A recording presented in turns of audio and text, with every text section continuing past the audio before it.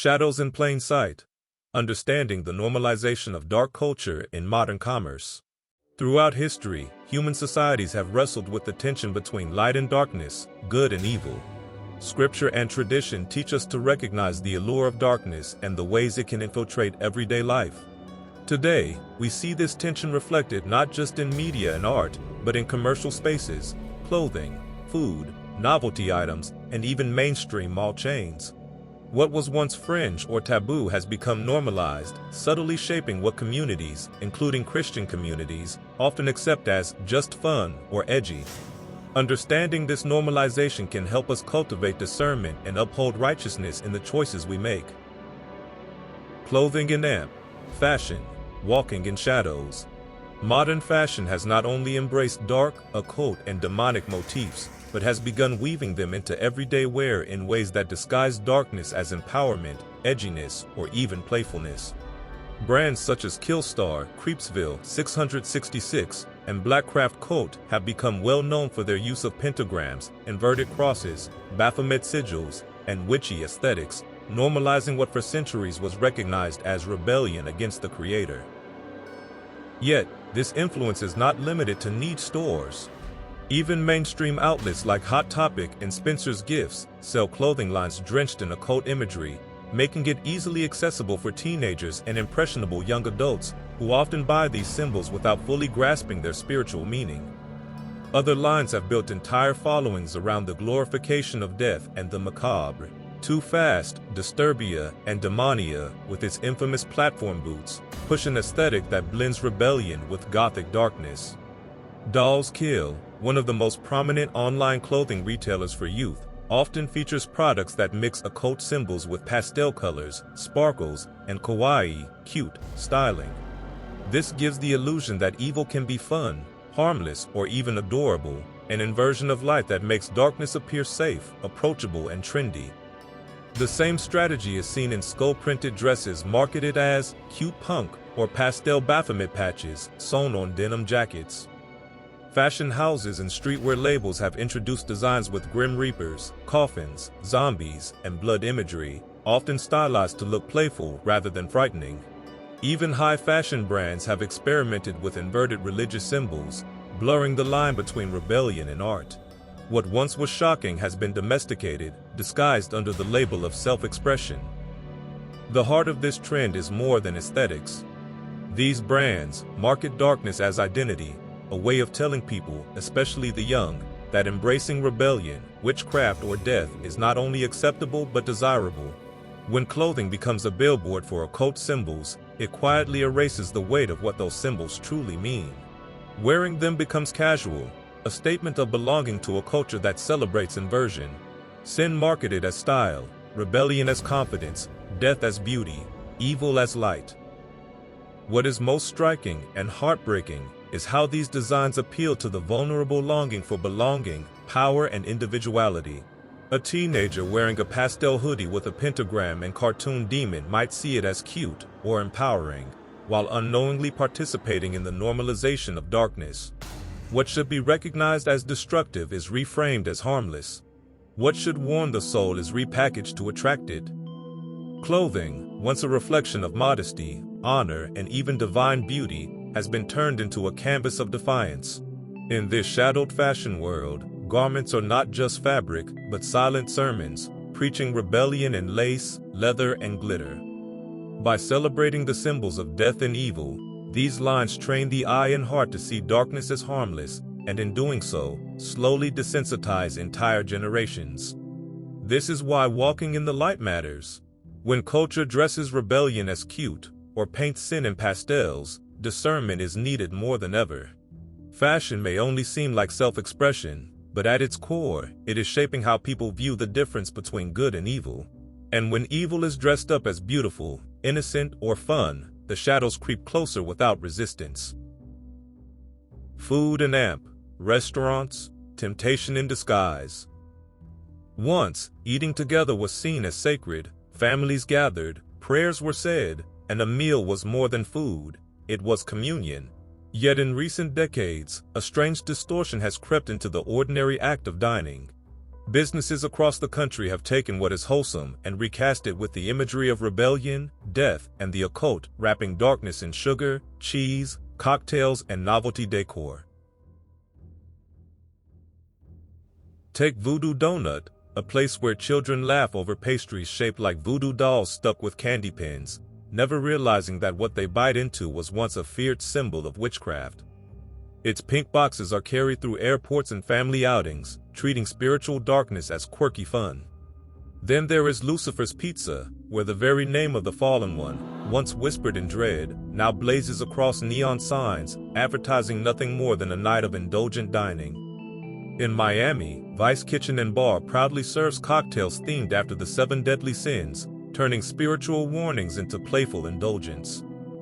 Meanwhile, the Lovecraft Bar immerses patrons in dim lights and cosmic horror, where patrons sip drinks under murals of unspeakable gods, while the ancient images of chaos and destruction are reduced to mere decoration. Devil's Dozen Donuts makes light of the occult number 13, twisting bread and sugar into symbols of mockery. Psycho Donuts, with its blood-splattered walls and straitjacket mascots, turns madness and horror into frosting-topped entertainment. Denver's Devil's Drink hides its rebellion in velvet shadows and smoky cocktails, the very act of drinking rebranded as infernal ritual. In Salt Lake City, the Goathead Cafe greets its guests with puns like Hail Satan, laughing at what scripture once called the adversary, softening rebellion with vegan comfort food. The Uncanny Bar glows in Portland, neon red lights casting shadows over names like Devil in Disguise, while Raven's Manor lures the curious into a haunted dining room, where hellfire is no longer a warning, but a cocktail served with a smile. Even cafes like the House of Mysteries in New York disguise spiritual danger with whimsy.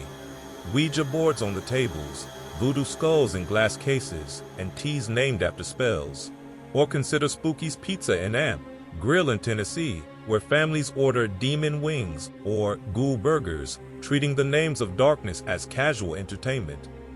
Across the nation, sin-themed pop-ups spring up for Halloween and nightlife, making a season of fear into a playground, turning rebellion into a photo opportunity for social media. The story beneath these businesses is not about food at all. It is about symbols and how they are rebranded for profit. What was once feared is made funny, what was once sacred is mocked, and what was once a warning is now sold as comfort. Slowly, generation by generation, the sting of darkness dulls. Evil becomes cute, rebellion becomes trendy, and symbols that once turned hearts to God are now printed on menus, mugs, and neon signs. Just like Black Magic Cafe. The Black Magic Cafe attracts customers with promises of mystery, tarot readings with tea, fortune cookies predicting shadows instead of light, murals of stars and moons. But its playful veneer masks the reality of its namesake. Black magic, historically, was a practice tied to curses, control, and pacts with unseen powers. Here, what once was feared and condemned becomes a theme for coffee and cake, making darkness casual, almost harmless, when in truth it devours the very essence of hope. And Mortuary Cafe. A chilling niche exists in cafes themed around death, where coffins double as seating and menus reference the grave. The Mortuary Cafe invites customers to sip lattes beside tombstone decor. While some laugh at the novelty, others feel the heaviness. This is not mere play, but a desensitization to death itself. It turns the mystery of mortality into a backdrop for selfies, slowly numbing a society already drifting from reverence for life's final threshold. Along with Baphomet-themed pop-ups. In cities across the world, pop-up bars and themed events invoke Baphomet, a goat-headed figure tied to occult rituals and inverted worship. Here, people gather, laugh, and drink under its looming image. To those who know the symbol's origins, it is chilling. Once feared as a representation of inversion and mockery of holiness, it has become another theme, another backdrop for consumer pleasure. But beneath the lights and music lies an old truth. Darkness thrives when it is made ordinary. What breaks the heart is not just the marketing, it is the quiet way it seeps into everyday life. A child eating a donut shaped like a voodoo doll. A couple sharing a hellfire cocktail in a haunted bar. A family laughing over pizza beneath the name of Lucifer. These moments, seemingly harmless, train the eye and the heart to see rebellion as harmless fun. The ordinary act of eating, once tied to gratitude and blessing, is now cloaked in shadows until generations forget the difference between dining with joy and feasting with darkness. Occult and amp, voodoo shops, darkness as commerce. Across America, certain shops stand as quiet sanctuaries of darkness, cloaked in neon lights, incense smoke, or historical charm. They often lure the curious with promises of mystery, culture, or self-discovery, but behind their walls lies something far older and far more dangerous. Marie Laveau's House of Voodoo, New Orleans. Tourists enter laughing, snapping photos, and clutching trinkets. The dolls on the shelves wear tiny beads, feathers, and pins, sold as souvenirs of the Crescent City. Few realize that Marie Laveau, the woman whose name blesses the door, was once a feared and revered voodoo queen whose rituals mixed Catholic imagery with spells of control and summoning. What was once trembling secrecy is now marketed as entertainment. Families leave with bags of dolls in grigri bags, unaware that their hands hold objects tied to centuries of bondage. Pan's Apotheca, Los Angeles. In a sleek storefront lined with black shelves and glowing candles, Pan's Apotheca sells herbs, incense, and books promising power. Its name calls back to Pan, the half-goat god of chaos and lust, once worshipped in forbidden rituals. Young shoppers pick up bottles labeled protection oil or hex breaker, thinking it harmless self-care. Yet every label points away from God and toward false spirits. The store thrives on packaging rebellion as wellness, making ancient idol worship look like trendy spirituality. Enchantments, New York City. Tucked into a side street in Manhattan's East Village, Enchantments has drawn seekers for decades. Candles of every color line the shelves, each tied to spells for love, money, or revenge. A chalkboard lists services, custom spells prepared by shop clerks, complete with chants and oils. To outsiders, it feels quirky, bohemian, alive with creative energy. But every candle lit in this place is a substitute flame, a prayer not to God but to forces that feed on human desire. The House of Magic, Salem, Massachusetts. In the shadow of the witch trials, Salem thrives on tourism built upon witchcraft's tragic past. Stores like the House of Magic transform the pain of a town into profit, selling spellbooks and pentacle jewelry. To the crowds, it feels empowering, a reclaiming of history. Yet behind the sales pitch lies something darker. Sin rebranded as strength, rebellion sold as identity. Salem's history was once a cautionary tale, now it is a billboard for occult commerce. Botanica shops, Miami and Amp, New York. In Latino neighborhoods, botanicas line the streets with candles of saints, oils for curses, and charms promising fortune. They blur Catholic tradition with Santeria and voodoo, masking idol worship and cultural pride. Grandmothers bring their children to buy protective amulets. Young men buy powders to curse rivals. It feels normal, cultural, even wholesome, but every item for sale offers false power, diverting faith from God to spirits who take more than they ever give. Each of these shops tells the same story, though their facades differ. They promise empowerment but deliver deception. They package rebellion in bottles and beads, making the ancient warnings of Scripture into consumer products. The tragedy is not simply that they exist, but that they thrive on the innocent curiosity of tourists, the hunger of the lonely, and the cultural pride of families. In every bag carried out of these shops is more than a trinket, it is an invitation. And with every purchase, the line between light and darkness grows thinner, until future generations see no danger at all in holding rebellion in their hands. Organizations and AMP, online platforms, institutional darkness. There was a time when the occult hid in the shadows, when secret gatherings whispered under the cover of night, and the word satanic struck fear rather than fascination. But now, rebellion has become organized, polished, and marketable. Groups like the Satanic Temple and the Church of Satan no longer hide their creeds. They advertise them, brand them, and sell them in the open marketplace of modern culture. The Satanic Temple, with its minimalist design and intellectual tone, frames darkness as activism. They sell black apparel emblazoned with goat sigils and inverted crosses under slogans like empathy, reason, and justice, recasting the rebellion of Lucifer as enlightenment. Meanwhile, the Church of Satan, founded by Anton LaVey in the late 1960s, continues to peddle ideology through books, merchandise, and online presence, celebrating self-worship, indulgence, and moral inversion as freedom. The aesthetic is sharp, modern, and eerily respectable, meant to make evil look rational, almost noble. But the reach of institutional darkness does not end there. Online marketplaces like Etsy, Amazon, and eBay have become sprawling altars of accessibility. With a single search, one can buy ritual knives, summoning books, demonic sigils, or charms invoking spirits once feared across civilizations. What was once restricted to underground circles is now shipped in cardboard boxes to suburban doorsteps. The occult has gone retail, wrapped in bubble mailers, normalized through digital convenience. Social media amplifies this reach. TikTok and Instagram team with baby witches and modern magi, teaching spellcraft to millions under the hashtag #WitchTok. They film candle rituals and tarot readings like lifestyle tutorials, gaining followers in the millions. What was once forbidden is now a trend. Even apps and games play along, dressing demonic icons in cute aesthetics or romanticizing pacts with darkness as empowerment. This is the new face of rebellion, organized, networked, and digital. It thrives not in secrecy, but in visibility, and its danger lies in how familiar it feels. By blending philosophy, art, and activism, these groups cloak ancient deception in modern relevance. They don't demand worship through fear, but through fascination, intellect, and irony. It's the serpent's whisper reimagined for a digital age. You will be like gods. The tragedy is subtle, but profound.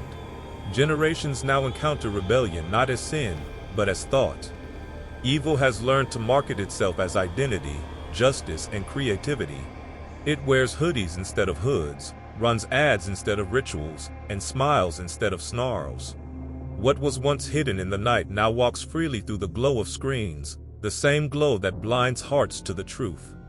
Walk down any busy city street today, and you will see it. The occult no longer hides in the shadows, it sells itself in broad daylight. Once secret practices like tarot reading, palmistry, and crystal divination now fill storefronts with warm lights and welcoming signs. What was once whispered in back rooms is now advertised on chalkboards that read, "Free energy readings" or "Tarot today." Across towns and malls, tarot card parlors invite the uncertain to find clarity, while palm readers promise insight into destiny through the lines of a hand. Crystal shops gleam with polished stones, each one labeled with powers: love, protection, manifestation. The air smells of incense and sandalwood, soft music playing to soothe and seduce. Yet behind the beauty lies a quiet deception, a spiritual counterfeit of light that blinds rather than illuminates. It has become easy, even fashionable, to dabble in what scripture once called detestable. Teenagers wear zodiac necklaces, families buy healing crystals as decor, celebrities promote energy readings as wellness. The serpent no longer whispers from the shadows, it smiles from boutique windows and Etsy ads, telling seekers that truth lies in the cards, not in the word. The tragedy is not in the trinkets themselves, but in what they represent. A world that has traded reverence for curiosity, holiness for hobby. Evil no longer wears horns or hides behind symbols of terror. It comes softly, wrapped in silk scarves and candlelight, promising peace while pulling hearts away from the true light. Choosing the path of light. Choosing the path of light. Recognizing these patterns is not about fear but awareness. Just as light exposes shadows, understanding how commercial culture normalizes darkness equips us to choose what we embrace for ourselves and our families. Scripture repeatedly urges vigilance against subtle corruption, highlighting the importance of discernment in a world that markets darkness as normal. Whether through fashion, food, shops, or online platforms, the normalization of demonic, occult, and voodoo culture is widespread. By examining it thoughtfully, we can see patterns of influence and resist casual acceptance of symbols and practices opposed to righteousness. Awareness, discernment, and intentional choices are vital to walking in the light and maintaining a life aligned with truth and virtue.